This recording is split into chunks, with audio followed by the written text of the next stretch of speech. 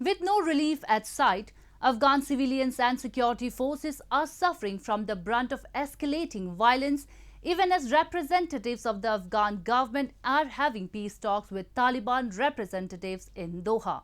Both the government in Kabul and the United States called for a reduction of violence, but the Taliban refused to commit to a reduction of violence until the terms of a ceasefire are negotiated and resolved. Deep mistrust exists on both sides of the table. We have a report. Taliban has not put a halt to an all-out offensive at the battleground. This week, at least 57 members of the Afghan security forces were killed and dozens injured in clashes with Taliban fighters across Afghanistan in the bloodiest week of fighting since the Afghan government and the insurgent forces began peace talks in Doha. According to Afghan authorities, multiple clashes and casualties were reported in the provinces of Uruzgan, Baghlan, Takhar, Helmand, Kapisa, Balkh, Maidan Wardak and Kunduz.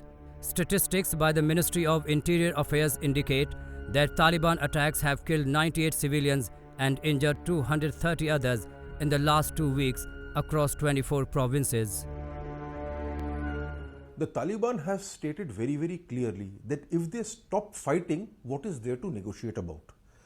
When a statement is made so openly, and they made this statement in Qatar, then it is quite obvious that the Taliban do not expect this agreement to be a precursor to peace.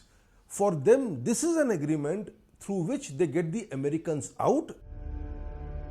Violence in Afghanistan is increasing much faster than the progress made in intra-Afghan peace talks, where the negotiating teams of the Afghan government and the Taliban are still debating over the procedural rules and agenda of direct peace negotiations.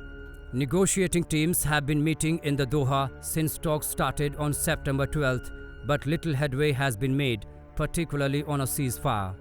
Despite international pressure, mainly from Washington, the Taliban continues to reject a ceasefire until the two sides reach an agreement. However, United States, which is aiming to bring home thousands of US troops from Afghanistan ahead of the November elections, seems to remain unaffected. Recently, a special representative for Afghanistan reconciliation, Zalmay Khalilzad, said in a statement that the US will protect its interest in all circumstances in Afghanistan and that the Afghan people will suffer if there is no peace settlement.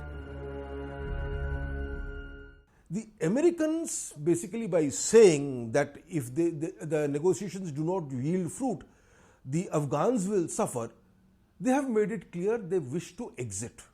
I have no problems with the Americans wishing to exit Afghanistan for obvious reasons. It's too hot. But the fact is, they should not undermine the democratically elected government of Afghanistan, or at least the polity of Afghanistan that is recognized and supported by far more people, the majority of the people, than people who actually support the Taliban. These kinds of signals that the Americans give by making such statements serves to create uncertainty. As part of their agreement with the Americans, the Taliban has committed to preventing terrorist groups from using Afghanistan as a base of operations. However, several reports have claimed that a large number of foreign fighters, including Pakistanis affiliated with Al-Qaeda and other regional terror groups, still have cover in Afghanistan under the umbrella of the Taliban. Moreover, Daesh's Afghanistan wing, the Islamic State of Khorasan province, and Al-Qaeda have been making constant efforts to establish a caliphate in some parts of Afghanistan. Pakistan will do what is in its nature of the deep state to do, that is foment trouble. Will the premature withdrawal of Americans create problems? The answer is yes, it will create problems. But I think even if the Americans withdraw, but if they keep on giving full financial and material support to the Afghanistan government, people will find that the Afghanistan government is quite capable of defending itself, rebuffing both the Taliban as well as the Pakistanis.